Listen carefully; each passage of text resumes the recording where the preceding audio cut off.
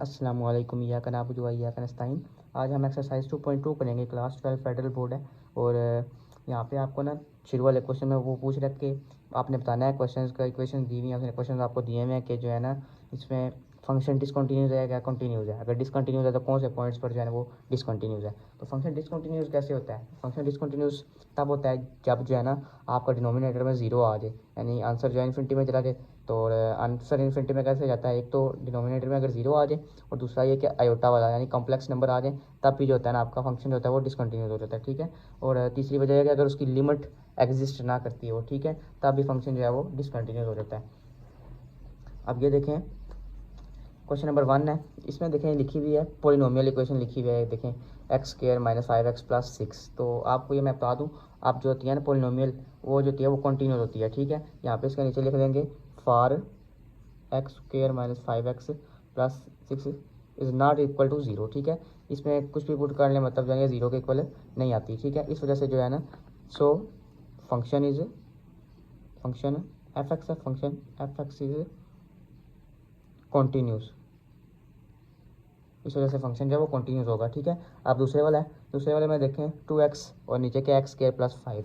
अब कौन सा नंबर यहाँ पे पुट करें एक्स की जगह? तो यहाँ पे जो है ना जीरो आ जाता है नीचे डिनोमिनेटर में। एक्स की जगह अगर पुट करें 5 या -5 तो वो हो जाता है +25 हो जाता है। ठीक है। स्क्वायर लेंगे तो प्लस हो जाता है, अगर माइनस में भी होगी तो 50 आ जाता है। इस वजह से यहाँ पे जो है ना कोई भी फंक्शन डिसकंटिन्यूस नहीं है। तो इसकी जगह भी हम लिखेंगे हैंस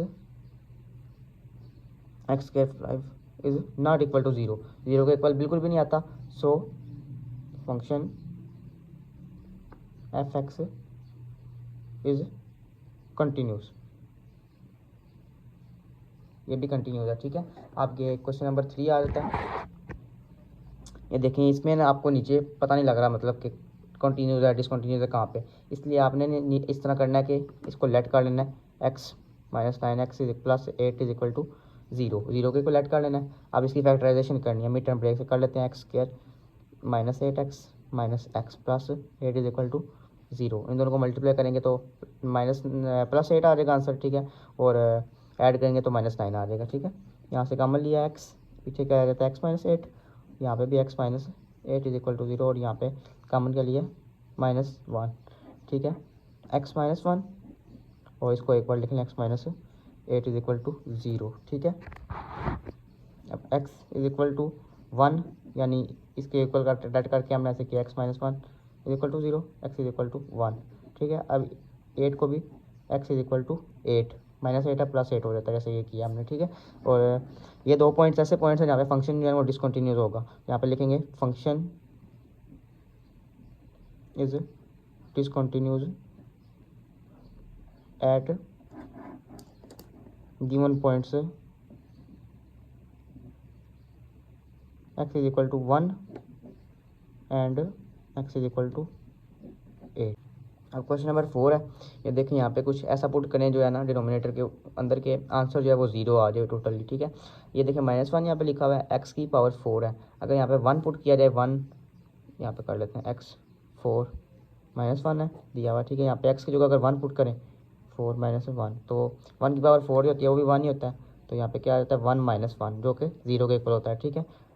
+1 अगर पुट करें तो ये आंसर आता है। अगर -1 पुट करें तो यहाँ पे माइनस पुट कर दिया, तो माइनस भी जब 1 4 से होगा ना, -1 मल्टीप्लाई +1 हो जाता है, फिर -1 से मल्टीप्लाई करेंगे -1 हो जाता है। 4 बार करना है तो फिर एक और बार करेंगे तो फिर +1 आ जाएगा। ठीक है। तो यहाँ पे भी जो है ना ज़ीरो आ जाता है। तो इस वजह से यहाँ पे क्या लिख देंगे, function is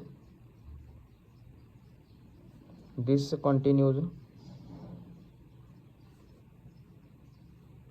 eight x is equal to 1 and x is equal to -1। ठीक है।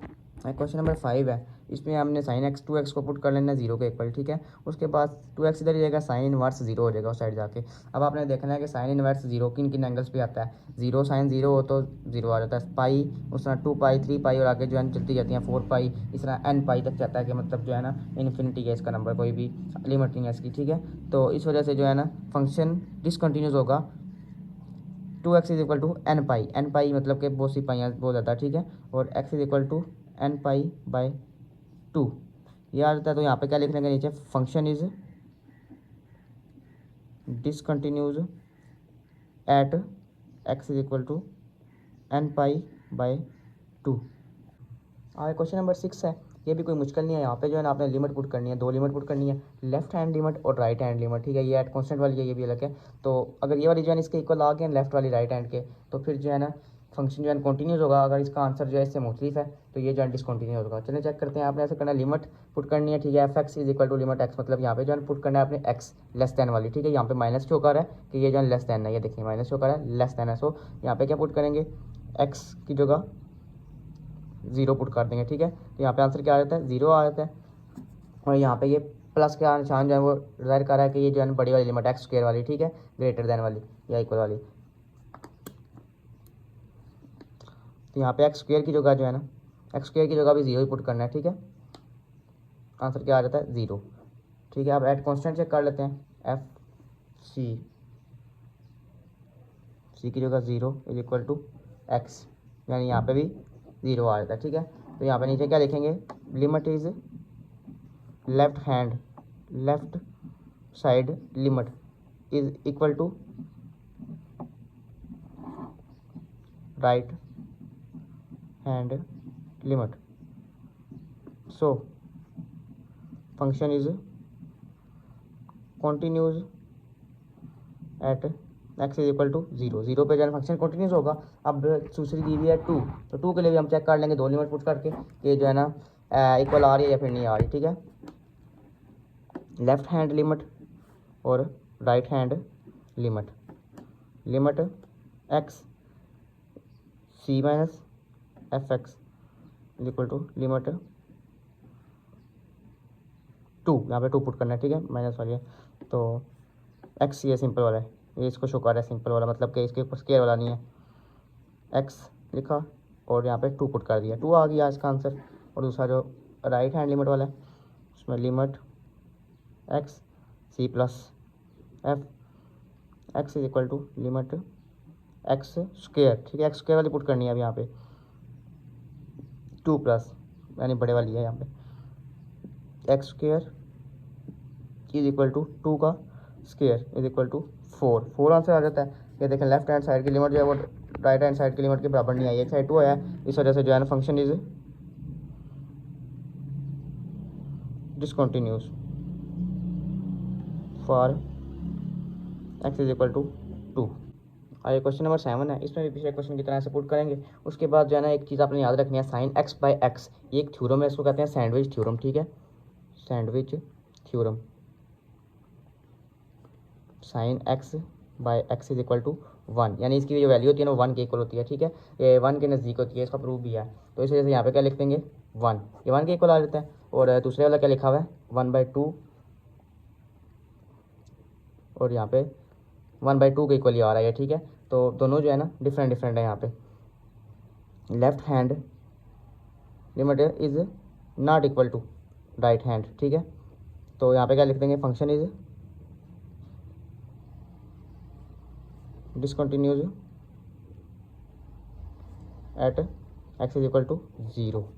क्वेश्चन नंबर 8 है, पहले आपने पुट करना है पहले वाले को लिमिट में, ठीक है, 6 है। तो यहाँ पे आगे क्या लिखा हुआ है, x square minus 36 x minus 6। अब इस वाले को जो है पहले सॉल्व करेंगे थोड़ा सा, ठीक है, सही करेंगे, सही करके लिखेंगे। ये क्या लिखा है, एक्स स्क्वायर 6 का स्क्वायर होता है 36, यहाँ पे क्या लिख लेंगे 6 स्क्वायर, ठीक है। नीचे क्या आ जाता है एक्स माइनस 6। अब ए स्क्वायर माइनस बी वाले फार्मूला के अकॉर्डिंग जो है यहाँ पे ये आ जाता है एक्स माइनस 6 और x plus 6 by x minus 6। अब ये देखें ये दोनों कैंसिल हो जाते हैं आपस में, पीछे क्या रह जाता है एक्स प्लस 6, और एक्स की जगह क्या पुट करना है हमने, एक्स की जगह पुट करना है 6, 6 प्लस 6 इज इक्वल टू 12 आ जाता है।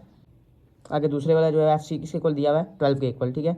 सी की जगह क्या है 6 इक्वल टू 12, यानी सी जो है ना 6 वो भी 12 के इक्वल आ रहा है, इस वजह से यहाँ पे भी 12 आया है और यहाँ पे भी 12 आया है। सो फंक्शन इज कंटिन्यूस, यहाँ पे डिसकंटिन्यूस नहीं है। हाँ क्वेश्चन नंबर 9 है, ये क्वेश्चन जो है सारे ये ज़ुबानी कलामी करने वाले हैं, यानी आपको वहाँ पे उसने वैल्यूज़ दी हुई है, बताना है आपने कि फंक्शन जो है कंटिन्यूस है या फिर डिसकंटिन्यूस है। अगर डिसकंटिन्यूस है तो कौन से वाले के लिए डिसकंटिन्यूस है देख के पता लग जाता है, ठीक है। अब ये देखें ये जो है ना क्वाड्रेटिक इक्वेशन है, सीधी तरह दी हुई है, इस वजह से यहाँ पे इन्फिनिटी वाला कोई चक्कर आई नहीं है, और यहाँ पे जो वैल्यूज़ दी हैं उनमें भी कॉम्प्लेक्स नंबर वाली वैल्यू भी कोई नहीं है। तो इस वजह से जो है -1 है, अगर -1 को यहाँ पुट करेंगे तो +1 हो जाएगा, ठीक है, माइनस वाली वैल्यू को। तो ये जो है ना इन्फिनिटी तक जाएगी दूसरे वाली। तो यहाँ पे क्या लिखेंगे, फंक्शन इज,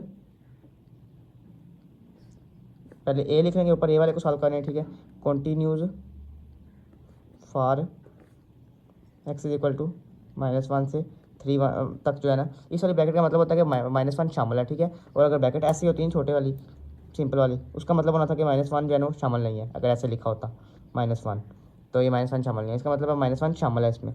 तो फंक्शन जो है वो कंटिन्यूस है इसके लिए। और बी वाले का, उसमें भी 3 से लेके जो है ना इन्फिनिटी तक जा रही है, प्लस इन्फिनिटी तक, तो ये भी जो है ना function is continuous. Question number 10 है, इसमें देखें f x is equal to 1/x दिया हुआ है और 2 दिए हुए हैं, ये -3 से 3 और 0 से 10 तक की ब्रैकेट ये वाली यूज़ हुई है। इसका मतलब ये है कि जो है ना यहाँ पे -3 शामिल नहीं है, 2 से लेके -2 से लेके +2 तक है, ठीक है। -3 और 3 जो है शामिल नहीं है इस ब्रैकेट का, मतलब मैंने आपको बताया अभी वाले, ठीक है। तो f x is equal to यहाँ पे 1/x की जगह कौन सी वैल्यू पुट करें तो 0 आ जाता है। इसके अंदर 0 भी आ रहा है, -2 -1 और उसके बाद 0 फिर 1 2, ठीक है। तो 0 यहाँ पे 0 पुट करें तो क्या आ जाता है इन्फिनिटी। तो function is discontinuous for a, ठीक है, ए वाले के लिए, या फिर जो है ना -3 3 इसके लिए जो है फंक्शन डिसकंटिन्यूस होगा, ठीक है। और बी वाले के लिए करते हैं 0 से 10 तक। अब यहाँ पे 1/x है, एक्स की जगह क्या पुट करें तो 0 आ जाता है या इन्फिनिटी आ जाती है, ठीक है। 0 जो है यहाँ पे शामिल नहीं है, क्योंकि इस ब्रैकेट का मतलब होता है ये वाला शामिल नहीं है। ये कहाँ से शुरू हो रहा है 1 से शुरू हो रहा है और 10 तक जा रहा है। यहाँ पे कुछ भी पुट कर लें, आंसर जो है ना वो इन्फिनिटी कभी नहीं आएगा, 0 कभी भी नहीं आएगा यहाँ पे नीचे, ठीक है। तो इस वजह से फंक्शन इज कॉन्टीन्यूस। अरे क्वेश्चन नंबर 11 है, ये जो अंडर रूट वाले क्वेश्चन है इनमें आपने एक चीज़ ध्यान रखनी है कि जो है ना कोई ऐसी वैल्यू हो माइनस में, इसकी वजह से जो है ना आंसर कॉम्प्लेक्स नंबर आ जाता हो, वो वाला जो होगा ना वो डिसकंटिन्यूस होगा, ठीक है। अब यहाँ पे ए में क्या दी हुई है 1 से 4 तक, 1 शामिल है 4 शामिल नहीं है, ठीक है। इसको पुट कर दें इसके अंदर तो जो है ना 1 को पुट करें 1 आ जाएगा, 2 मतलब 2 आ जाएगा, ना कॉम्प्लेक्स नंबर में आ रही है और ना ही किसी की वजह से 0 आ रहा है। सो function is continuous, function A is continuous, ठीक है। और बी वाला जो है 1 से लेके 9 तक है, इसमें भी बिल्कुल सेम ही सिस्टम है, कोई भी जो है ना नेगेटिव नहीं आ रही, ना ही जो है ना आ रही है 0 में। सो फंक्शन बी जो है ये भी कॉन्टीन्यूस है, ठीक है, ये भी कॉन्टीन्यूस है। उसके बाद आगे क्वेश्चन नंबर 12 आ जाता है, ये देखें x² -9। अब यहाँ पे जो है पुट करेंगे -3 शामिल नहीं है और 3 शामिल है, 3 भी शामिल नहीं है, ठीक है, क्योंकि दूसरी वाली ब्रैकेट है।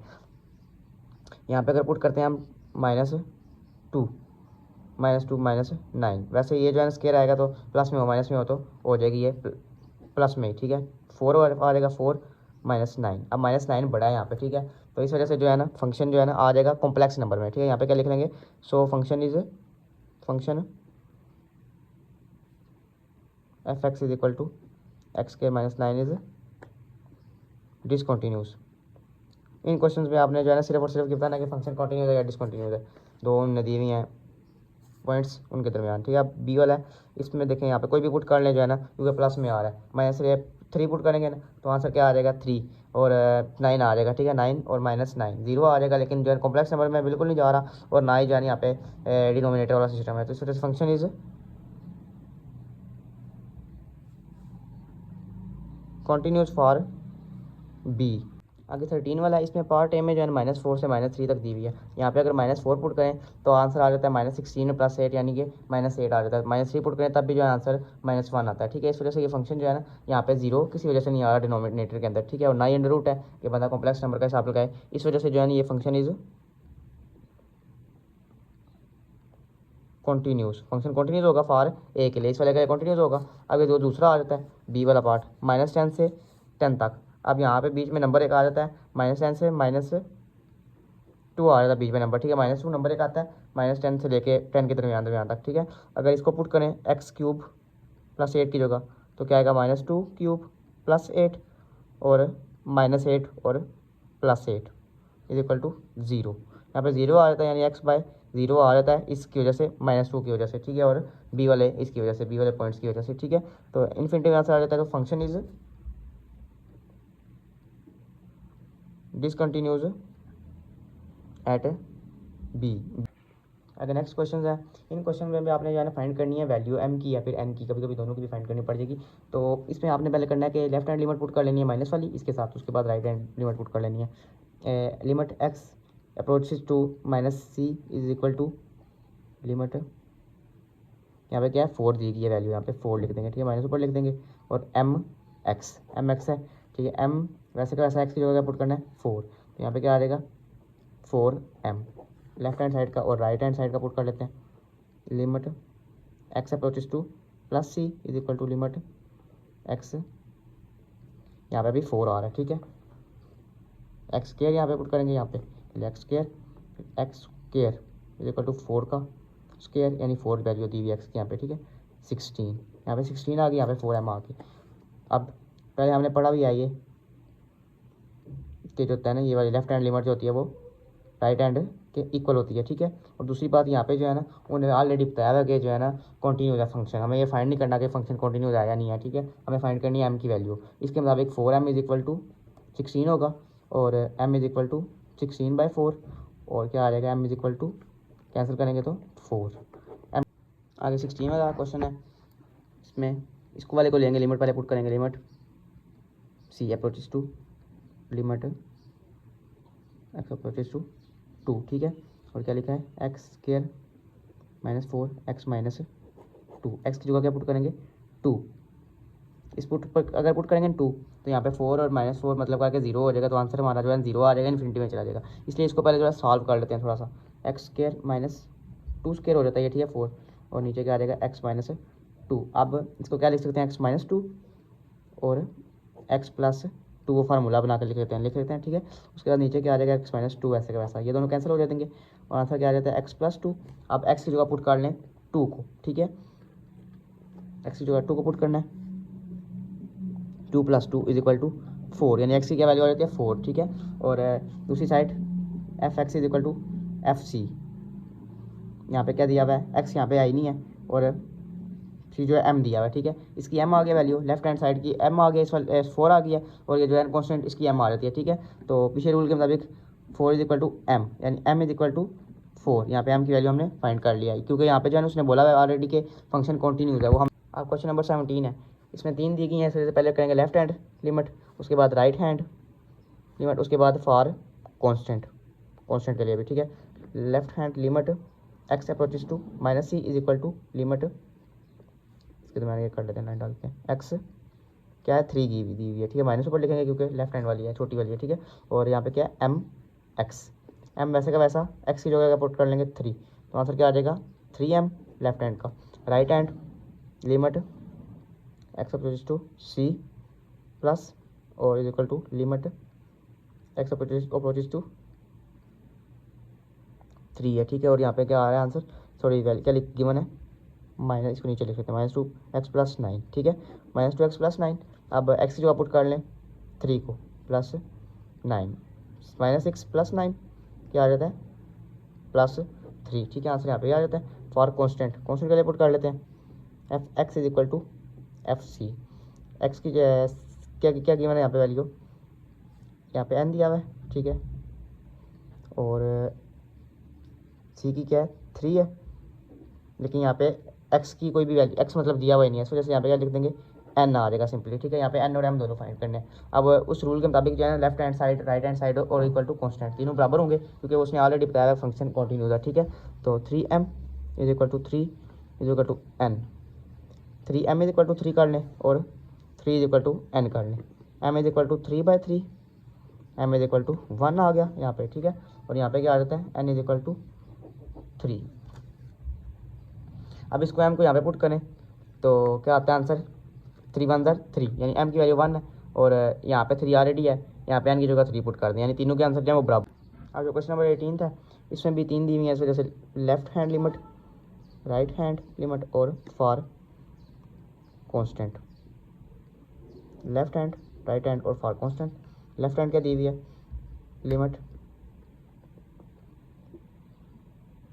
वैल्यू क्या है यहाँ पे 1, और mx माइनस n, सो m और x की जगह पुट करें 1 माइनस n, क्या आ जाएगा answer m minus n left hand वाले के लिए। राइट हैंड के लिए क्या है लिमिट x अप्रोचेस टू, यहाँ पे माइनस लिखना था, ठीक है। यहाँ पे प्लस लिखेंगे plus c is equal to limit +1 और 2mx + n, 2m वैसे का वैसा, और n x की जगह पुट करेंगे 1 + n, 2m + n, यहाँ पे ये आ जाता है for constant f x is equal to f c, यहाँ पे क्या दिया है 5, सो यहाँ पे 5 ही लिखेंगे, ठीक है। अब जैसा कि उन्होंने बताया फंक्शन जो है कंटिन्यूस है, जैसे कि जो है ना एक दूसरे के इक्वल होंगे तीनों, ठीक है। m minus n is equal to 5 का लेना है और 2m plus n is equal to 5 का लेना है। इसको 1 क्या लेना है, इसको 2 का लेना है। अब दोनों में से ना एक दूसरे को जो है ना ऐड करना है दोनों को एक दूसरे में, ठीक है। तो m माइनस एन ऊपर लिखेंगे, 2m प्लस एन नीचे लिखेंगे, ये दोनों कैंसिल हो जाएंगे। m आ जाएगा 3m इज इक्वल टू 10, तो m की वैल्यू क्या आ जाएगी, m इज इक्वल टू 10/3। अब 10/3 m की आ गई है, इसको पुट कर लें किसी एक में से, इन दोनों में से किसी एक में, ठीक है। यहाँ पे पुट कर लेते हैं 10/3 में, ठीक है। 10/3 में पुट किया यहाँ पे मतलब m की जगह 10/3 को, और इसको उधर ले गए माइनस हो गया ये, ठीक है। अब यहाँ पे इसका एलसीएम लेके इसको सॉल्व किया है तो आंसर आ गया 5/3। यहाँ पे माइनस है, माइनस उधर शिफ्ट हो जाएगा, ठीक है। n is equal